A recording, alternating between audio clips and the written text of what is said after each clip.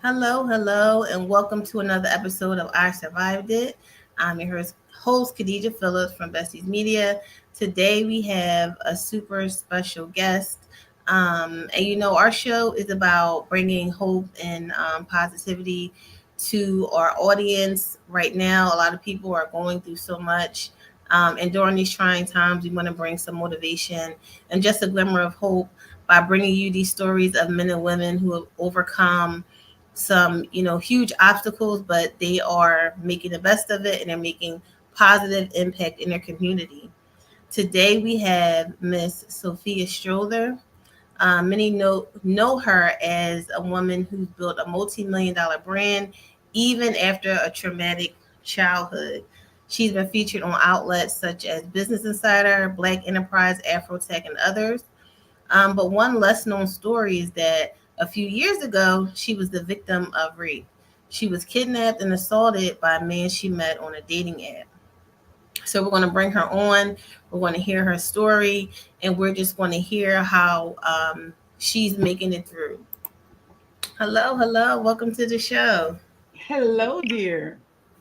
I'm so excited to have you. I think your story is going to be really inspiring for a lot of women. As you know, a lot of women don't report their rape for fear of, not being believed. So just the mere fact that um, you took it to trial, I'll let you tell about the outcome of your trial, but just the fact that you even stood up for yourself and took it to trial is a huge step. So I applaud you on that. And just want to welcome you to the show again. Thank you so much, Khadijah. I do want to say, and I preface whenever I'm dealing with survivors, that everybody doesn't get their chance to get their day in court. That does not mean that what happened to them is not valid, that they can't be affirmed, and that there can't be justice in other means. And justice can be basically being successful in your own right and thriving in your own right. That can be your form of justice because in Texas anyway, we know only 5% of cases even go to trial. And of those 5%, Mm, only 2% will end in a conviction. mm, So the odds were not in my favor. And the experience definitely was not one that I would ever want to repeat again. And I wasn't going to report it at first. I actually mhm, didn't report for 5 days because I didn't want to go through what I ended up going through. I didn't want to deal with the undertones of racism that are in the systems. I didn't want to deal with, not being seen or heard, and I wasn't. I mhm. didn't want to deal with getting on the stand and the defense attorney doing his job. I Right. can't even be mad at him. His job is to try to destroy my character and make something out of nothing to protect his client. And I didn't want to spend 4.5 hours on the stand in front of my son, who was also, unfortunately, a product of my trafficking life as well. The only family I had in the courtroom when I testified, and as his tears are running down his face because he has to hear about these terrible things that happened to his mom, as I have my rapist staring me down for 4.5 hours. No, I don't want to repeat that. And Right. no, that experience is not for everybody. Mhm, And whatever your decision on how you choose to heal and deal, I support. mhm. Obviously, we need more people to come forward in order to truly put a dent in the epidemic of sexual assault, domestic violence, and human trafficking. Because unless more perpetrators are held accountable, they're still going to feel like they can continue to go out there and do what they do. So I always like to preface that again for those survivors that again didn't get the chance. I still applaud you and just your um, unction to just still live and Mhm. thrive, not just be in existence. As I Right. keep saying to people, I didn't want to be the walking dead. I Right. wanted to live. And that's one of the reasons that helped me kind of turn the curve after a really dark period after my incident. And it's a huge disparity between black women and white women who report sexual assault too. Like black women report much less than white women, and I guess I don't know. Not to get into the race, but I just feel like black women just aren't protected. They aren't believed. Well, let me back up. You met your attacker on a dating app. Had you ever been on dating apps before? Is this something that you frequently did, or was this like your first time on a dating app? So this was actually my therapist actually recommended it.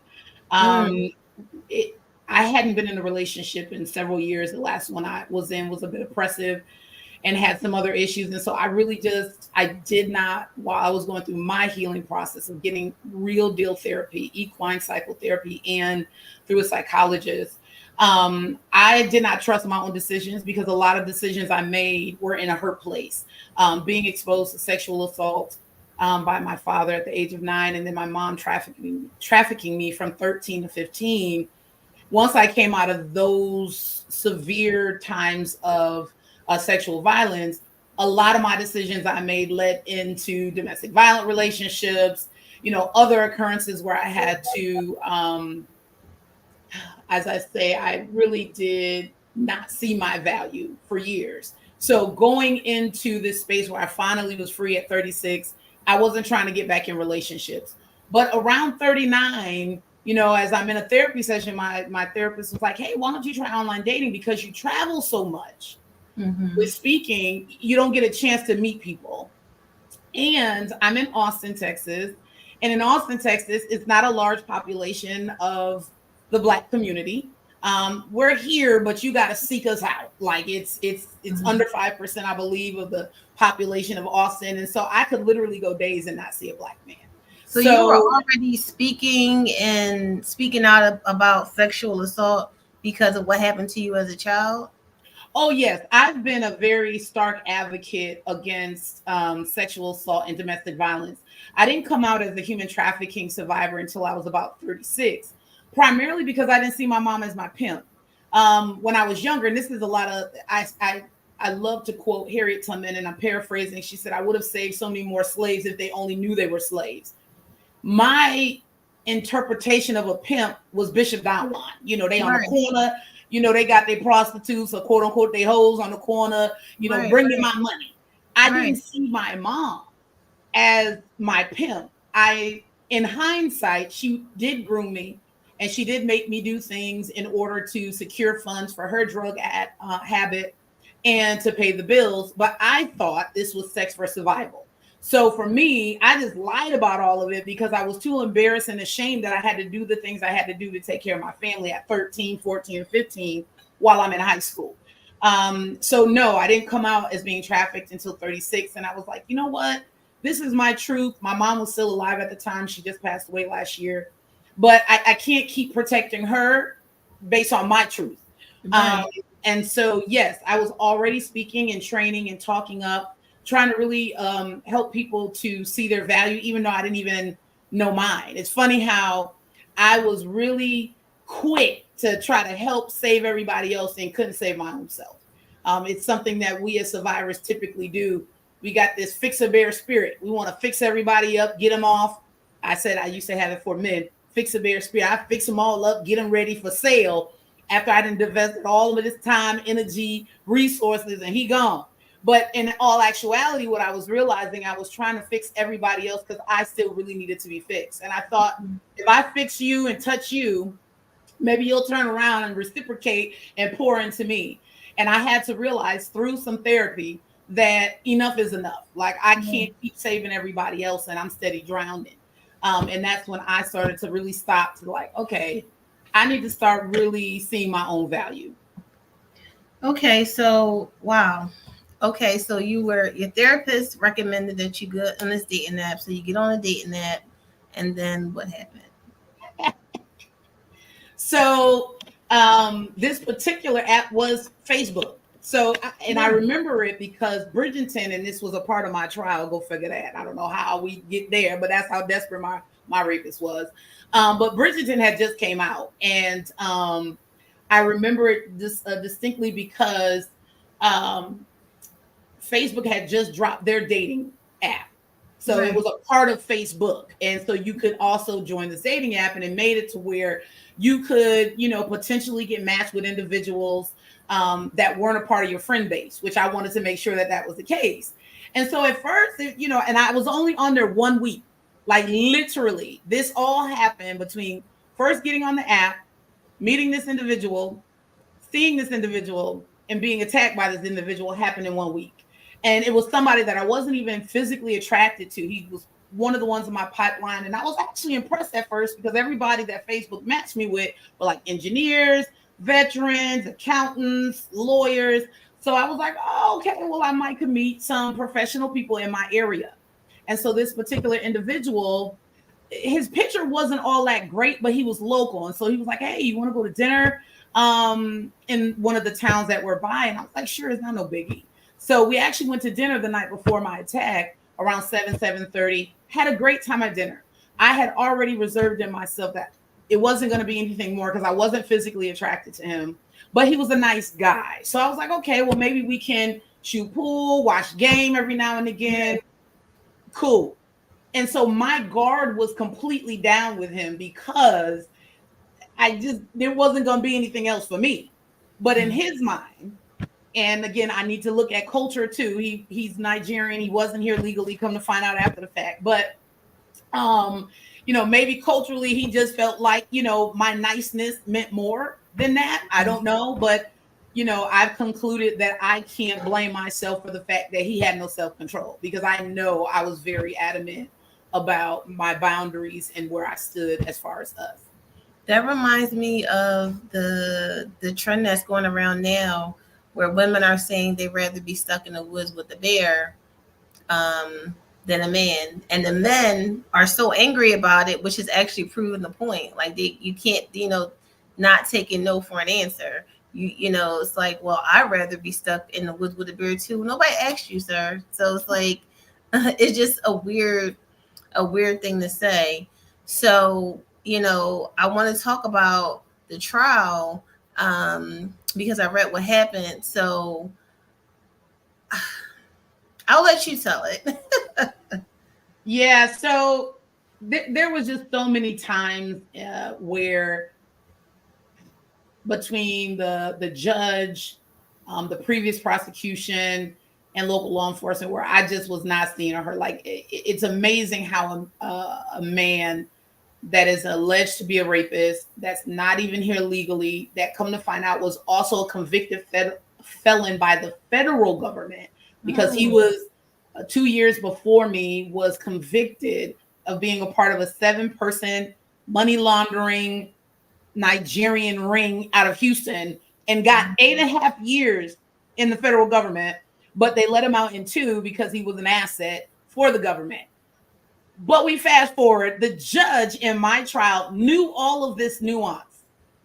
And after he was found guilty by a jury of a 2nd-degree aggravated felony for rape, the prosecution asked that he be remanded in custody until the sentencing trial, which was December 14th. The judge asked the lawyer, so how do you feel about this? His lawyer says, well, my client says that he has a baby due December 1, Your Honor, and we would like for him to be out. Mind you, I'm sitting here saying, like, why are we giving special provision for a convicted rapist? That's just right. And oh, by the way, he doesn't even have legal visa status. So I'm trying to make it make sense why he gets provisions. Well, the judge granted him the opportunity to stay out. Stated, well, he's on an ankle monitor through, I believe, ICE. And so, he should be good. Well, literally the next week, he cut off his ankle monitor. Nobody on the federal government side even looked into it. We come back to trial on December 14th. Nobody can find it. The judge doesn't know where he's at. Federal government doesn't know where he's at. State doesn't know where he's at. His own lawyer doesn't know where he's at. I have to then get back on the stand, and they ask me again, so what is, how does this make you feel? By this time, there's no being strong with me. Like I'm bawling out of control, because I'm just like, why is this even the case? Like, that's super unsafe for me and my family. How old is your son? You said your son, was he there when the attack happened? No, okay. He wasn't present. But as a result, he blames himself. So like, he feels as though if he was around, if he was this, so like I've had to like try to give him resolve that no, this is not anybody's fault but his, the perpetrator. And there's nothing that you would have been able to do because nobody knew this was going to happen or going to take place. But basically, he was given 10 years, but obviously he has not started it because he is on the run. And again, for me, obviously, there's no closure in this until he's picked up. Like, it's none. What are, I mean, are they giving, what are the police doing? Are they looking for him? Like, are they offering you any type of protection? Because, I mean, what, I don't understand how or why a judge would even allow something like that. No, your question is just as good as mine, dear. I totally don't know. Don't get it. He won't respond to any comments. I've actually, media and others have requested to get his side. He has nothing to say, of course. But as far as protection, no. Once my trial was done, prosecution doesn't reach out to you. They're done. Local law enforcement had already been done with me. And so all I'm given is that the Lone Star Fugitive Task Force is looking for him. I do know that the prosecution's office, probably in the immediate week after, did their own intensive digging to see if he had crossed the border in Mexico, which he had not, looking up his vehicle and this and that. But I said he was convicted of money laundering, conspiracy, and fraud. Like, he knows how to make he knows how to make fake IDs. He's not gonna, like, he's not a dummy in the sense to where he's already gone through this with the feds. So there's certain things that he's just not going to do off top because he knows where that can land him. But outside of that, I'm basically on my own. So outside of trying to have my own methods of protecting myself or just being alert and aware, we have weapons and things of that nature. But again, who wants to live like that, where you feel like you never know if you're going to be in a grocery store and run into your rapist? And how do I know he's not going to try to seek his own revenge because I took his freedom away? So there's a lot of things that they don't think about when they're making these decisions. And like, I actually called for a meeting with the local law enforcement because there were things that I wanted to share with them so that they could do better with victims in the future, and prosecution. And that was one of the things that I asked them. I said, am I just a number or a docket, or am I actually a person? And those are questions that I feel that they don't realize they don't answer when we're going through the process of seeking justice. I literally felt like another docket number, but no value to Sophia Strother Lewis at all during the process. Black women aren't protected. We're always just going to be a number to them. And I don't know. I'm so sorry that that happened to you.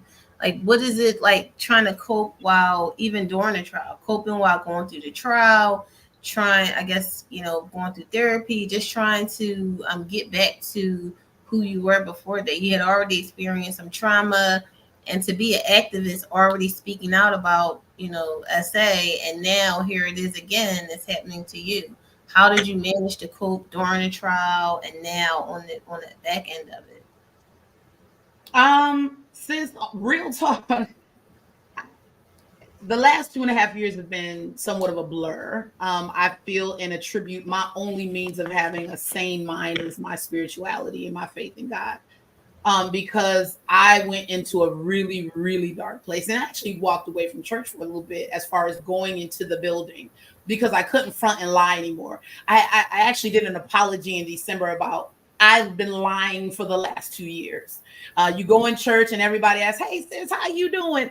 And I'm good, bless of the Lord, highly favored. Right. We have the whole thing already laid out that we give, because you, one, don't want to feel like you're exhausting people with your problem or drama. They don't have an answer for you, or you really don't know how to articulate, or it's such a dark place. Then they say, well, I thought you were saved, or I thought you believed in God. Why are you worrying? Why are you fearful? Why are you guilt? Why are you stressing? Why are you having seizures behind all of this? How are you depressed if you love God? And so I went through a period where I had to say, bump everybody else and what they may or may not say. I need space to really process and grieve the fact that I was taken advantage of in this way. And then it did trigger me, and it brought up everything from my past. From the age of 9, I've been sexually assaulted and or abused from 9 years old. And this incident happened when I was 40. There comes a time in your life where you question God, like, really? Like, this is what we doing like my whole life? Like, I can't Mhm. experience real love that doesn't hurt. I can't experience where I don't have to be manipulated or fearful of just my environment or interacting with men in general. Like, what's up? But I had to also, once I got to grips with the questioning and going through that first portion of my life, I had to really realize, how much more do I want to give him? Like, I didn't leave my house for the first 5 to 6 months unless somebody was with me. I started wearing a fake wedding ring prior to me now actually being married, but wearing a fake wedding ring. I couldn't even go to work. I own a company. I couldn't even manage L2E Industries properly. I didn't go up to the lot because I was scared to be around a lot of people. Like, I was done giving him me. And that Yeah. was more so my turning point, was we're done. Like, you can't get no more of me. I'm not going to be scared to leave my house. I'm not going to be scared to live. I'm not going to hate everybody because of what you did. And those were the types of things that I slowly chipped away. Not to say I don't have my days, like, because this is fresh. But my overall consensus is, I'm not going to be the Walking Dead, and that he cannot have any more of me. We're done. Those days, the last 2.5 years of my life with that nonsense is done. Did you have a support system? Like, who was there to support you through this? So I partially did, because I wasn't as transparent with all of the details with my family up front, because I needed to cope. Then I was still dealing with embarrassment and guilt and shame up front. So I kind of dealt with it solo, outside of going to Wild Hope, which is a wonderful organization that was started by another survivor, Vanessa Schmidt. And so they had, where they do equine psychotherapy, where I could do healing at the ranch with the horses and a therapist No. there.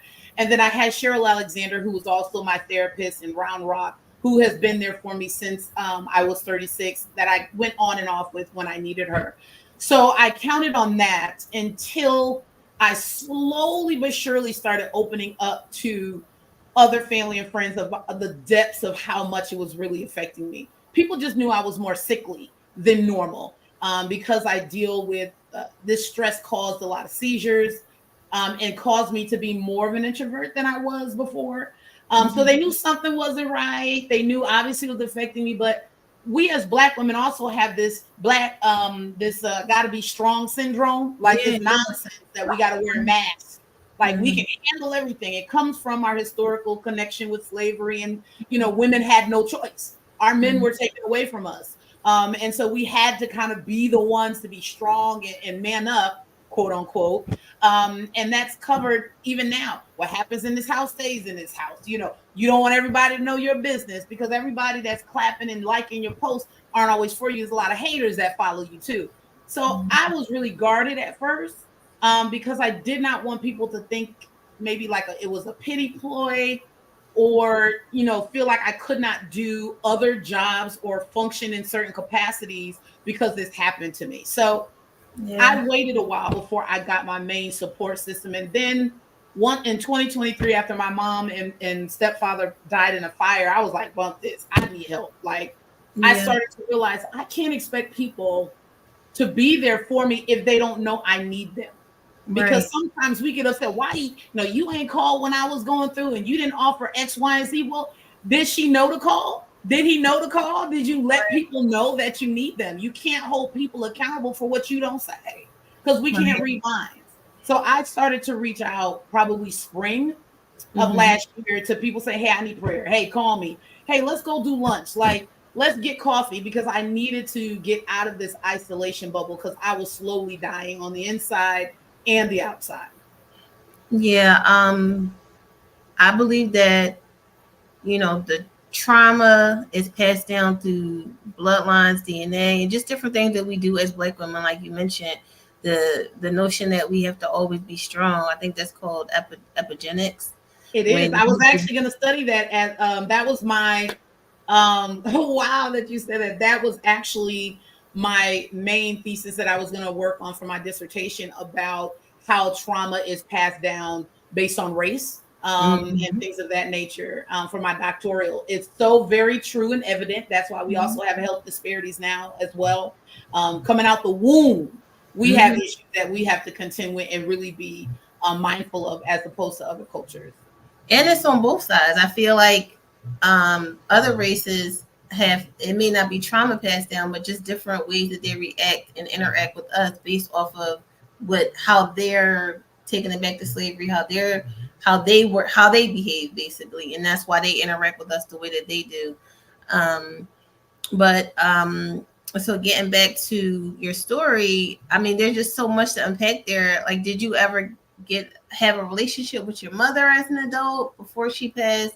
Was it your stepfather who assaulted you, or was it your biological father? So, my biological father that raised me, Andre, he was the one that actually abused me from the age of 9 to 11 after he succumbed to crack cocaine back in the late 80s, early 90s. And once he got clean, I was about 13 years old, and he decided to get clean. Um, Kudos to Denise Stewart. I always give her, that's my older brother's mom. I always give her kudos that my father reached out and she was there for him. And he got out and got clean 6 months later after getting clean, though, after he had dropped me and my friend off at one of the shelters I was staying at with my mom in Holyoke. He had a withdrawal seizure behind the wheel, headed home to Springfield, Mass. And he ended up crashing his car into 12,000 gallons of gasoline that had just been filled at Mobil gas station. And he perished at 39 years old in a fire. And that actually is what sparked my mom to lose control in regards to her addiction. She moved to Texas, a town called Marlin, Texas, right outside of Waco, Texas. And she then started to groom me and traffic me, was basically my pimp for 2 years in that space. And once I finally left her, October 21st, 1995 is when I left her. My grandmother sent a one-way ticket for me. And at that time, I had my son by then, a 3-month-old son, to leave. And from there, I never looked back. But I always wanted a relationship with my mother, even though she went through that period of time when she was on drugs. I wanted a mom. Like, who doesn't want parents? You see the Cosbys. I come from the Cosby era. I come from the Different World, and all of these shows coming up, Family Matters, where you got both parents in the home. And I wanted mom. And so there was so many times I also tried to reach out to build relationship, because one thing I realized, my mom was a great friend. She was just a terrible mom. And I had to realize that I could not get from her what she could not give me. Right. She ran away at the age of 14 herself. And again, she was on the streets, met my father actually when she was 14, he was 18, and they had been together ever since. But, I really tried off and on. We would go through our periods where we would be decent. I even started a catering business for her because I knew that's something she loved. I was trying to maintain and keep her clean. And then she had my two younger brothers, all of which are in the background in the picture behind me. And so I was really like sister mom, because I was so protective of them, because they had to really deal with that lifestyle of having a parent that is not stable. And the last 2 years of her life, I actually forgave her. Like, it was one thing, I said it, but in my heart, I really hadn't, because I still felt some type of way she couldn't be the mom I wanted. Right. But it was then I saw her in the hospital, and God just laid on my heart, like, Sophia, I didn't save you just for you. Like, your mom is a soul too. And she went through some things that she just could not cope with. And she Right. hadn't been able to cope with. And so stop looking for things in her that I place in other people that I put in your life. So God's been able to send me people like my aunt. I had, a spiritual mom, Essie Wilder. There's other women that God put in my life that really filled somewhat of the void of a maternal figure. And so that if I know that all I'm gonna probably get with my mom is a laugh and a chuckle here and there, but I'm not gonna get no guidance, no financial support, no any of that, I'm gonna stop looking for it, so I can stop being disappointed and mad all the time for what she is not capable of giving me. Mm. Wow. Wow. I'm still floored about all that you've been through, and you still have this like glow about you and this light about you. Like my aunt would say, God rest her soul, but God, that's what she would say. Listen, but God, and He sent me someone in my life at a time that I didn't know I needed him, and almost didn't even acknowledge or entertain him because I was distracted.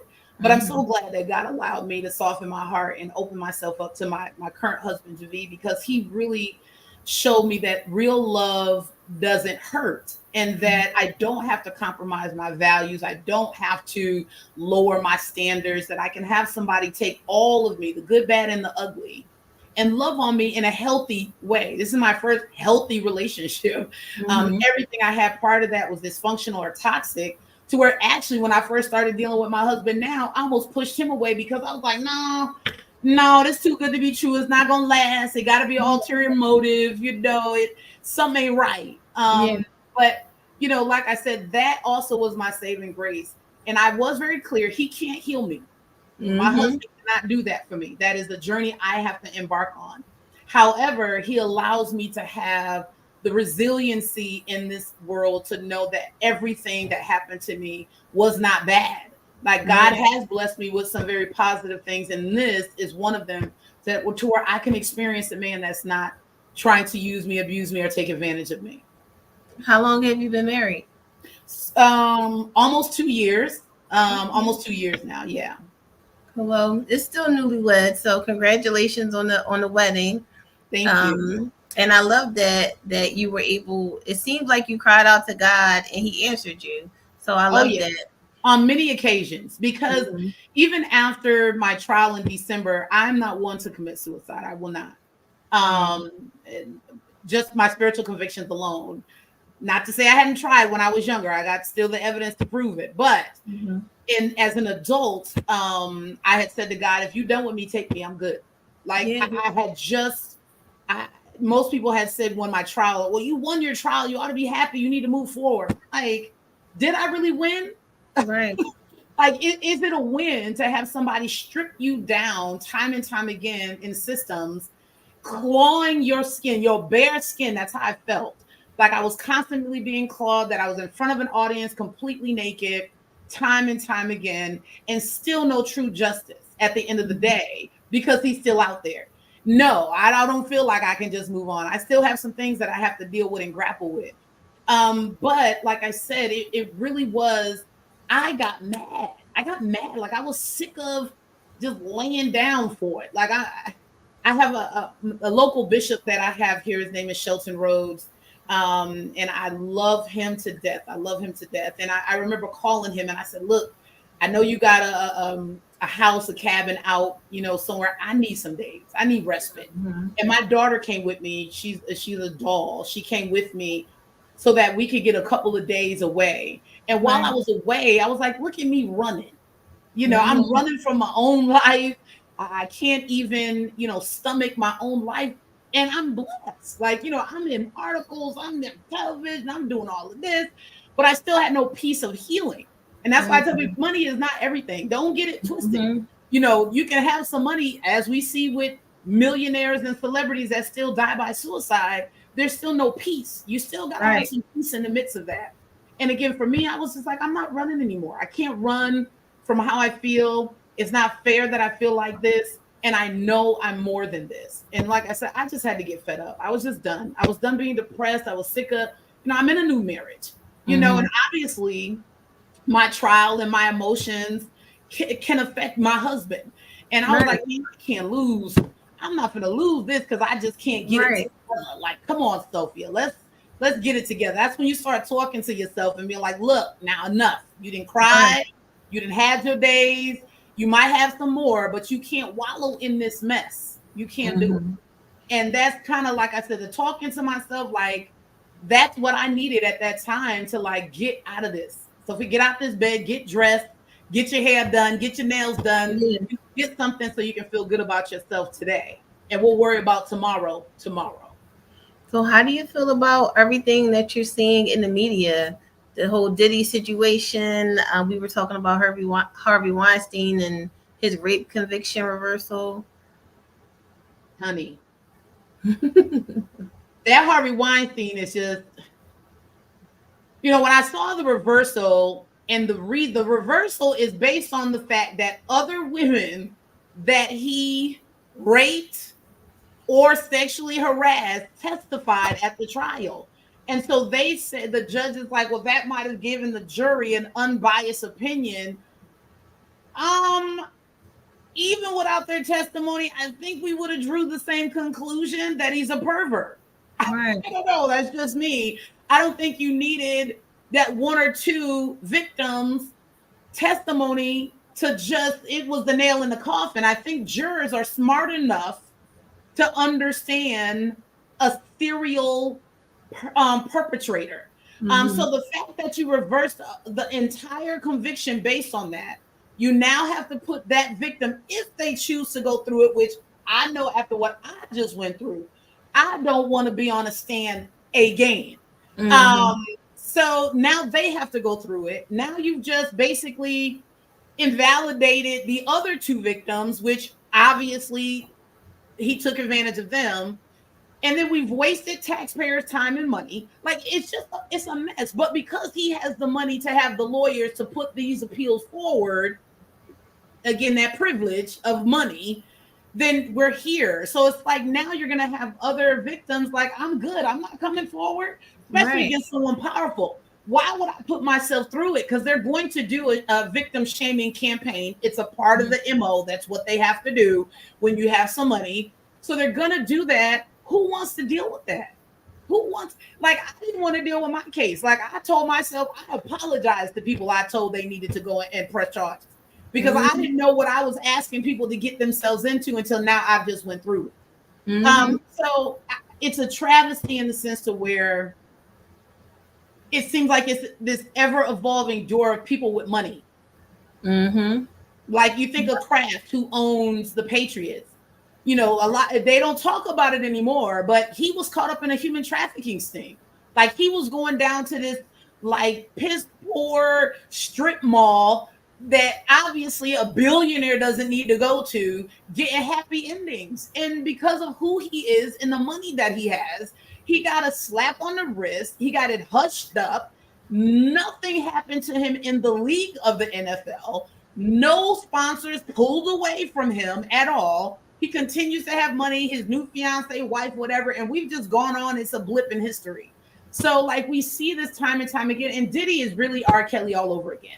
Mm-hmm. Now, what bothers me with P. Diddy, whether he did it or not, I'm not present. I can't say that like all of these people are lying. But now, like, all of these rappers and other people associated with them are on interviews talking about, yeah, I knew about the Diddy parties and blah, blah, blah, but you didn't do nothing. So Yep. you're just as complicit in his nonsense because you stood to benefit from his money. So how Yep. do you come out now all of a sudden like, yeah, I believe Cassie, I believe all of these people that do, and you did nothing? Same thing with R. Kelly.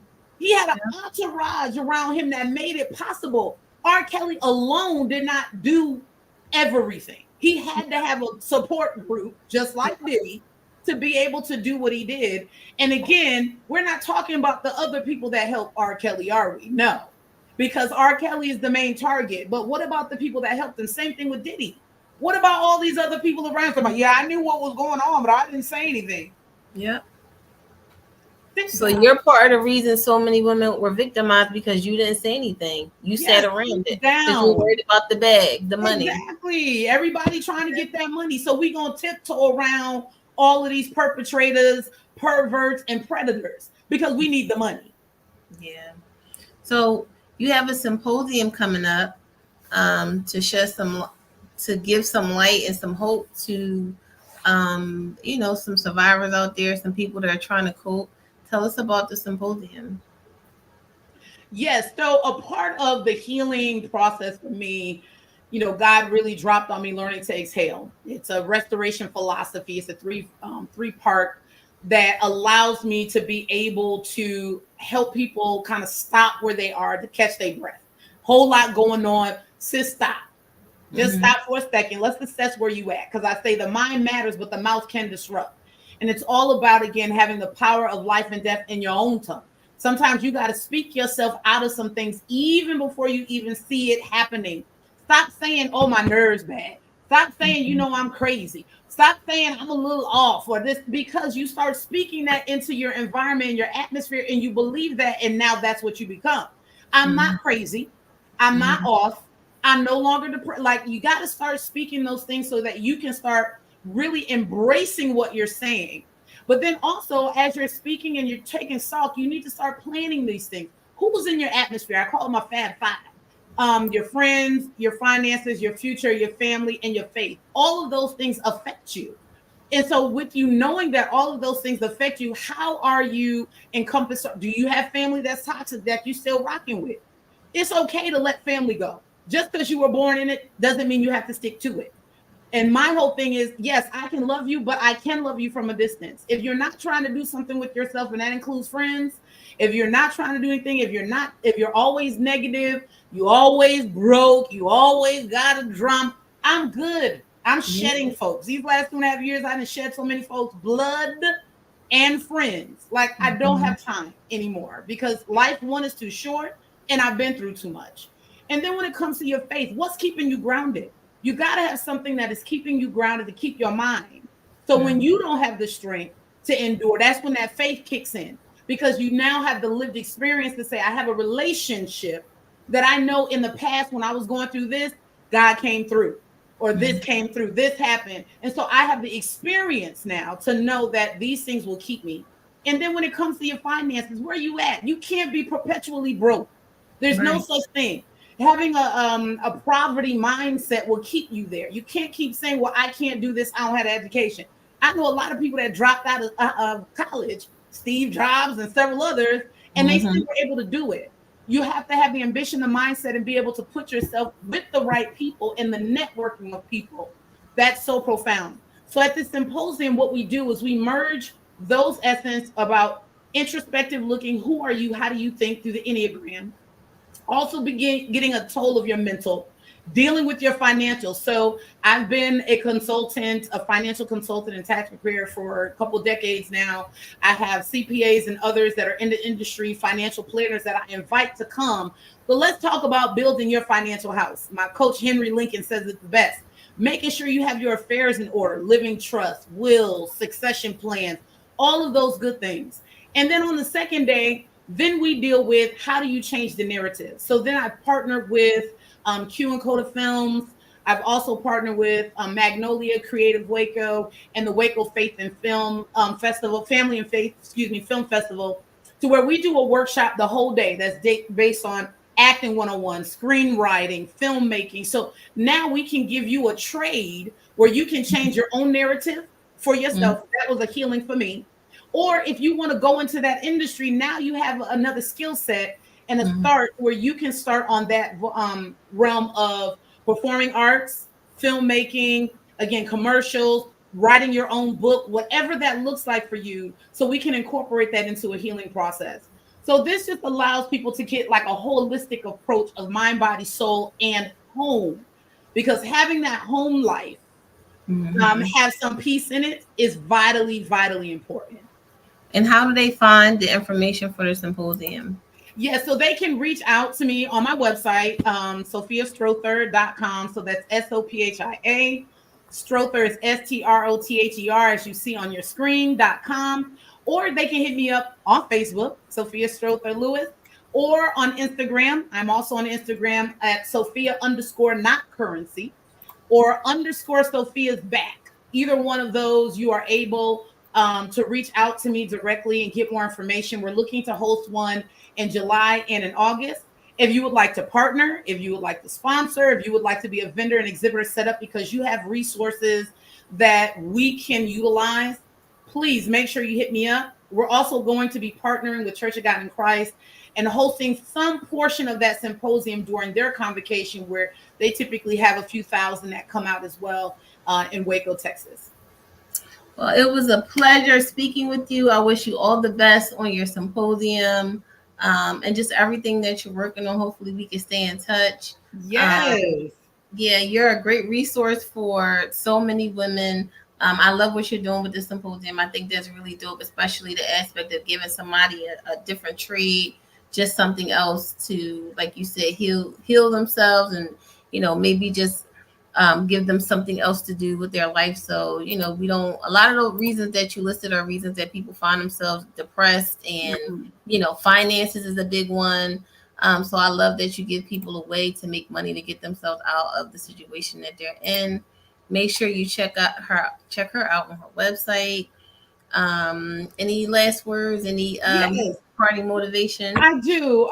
Khadijah, first and foremost, kudos to you, sis, for having this platform, one survivor to another. Like, this is what's necessary so that others can see women of color surviving. Because one of the things I realized is I didn't have a me when I was growing up. And even in this industry now, there's not a lot of women of color that are on more of a vocal platform of surviving human trafficking and thriving, or surviving sexual assault and thriving, or domestic violence and thriving. And enough for colored girls, right? Like, enough for us seeing everything detrimental that can happen to the Black woman's lives and nothing that can counteract that narrative. And so for me, one of the reasons that I remain to be transparent about my pain and about things that have grieved me is because I feel it's incumbent to bring others with me. I'm not the only one that has gone through this. I'm not the only one. And there's been people that probably have even worse situations. And so I don't compare my trauma to someone else's. But what I want to do is allow people to see you can be an entrepreneur. You can be a homeowner. You can thrive, or whether you're, or the best employee you can be, like, whatever that looks like for you, you can thrive. That individual that harmed you does not hold you hostage any longer. Don't allow them to have control over your mind, body, and soul any longer. And also realize that you can change that narrative. You hold the pen, not them, you do. So just keep that in mind as you're having that bad day and you just, really triggered by what you're going through. Remember, you hold the ultimate key at the end of the day, and it's incumbent upon you to reach out and be an active part of your healing journey. Yeah, I love that you hold the key. You can change the narrative.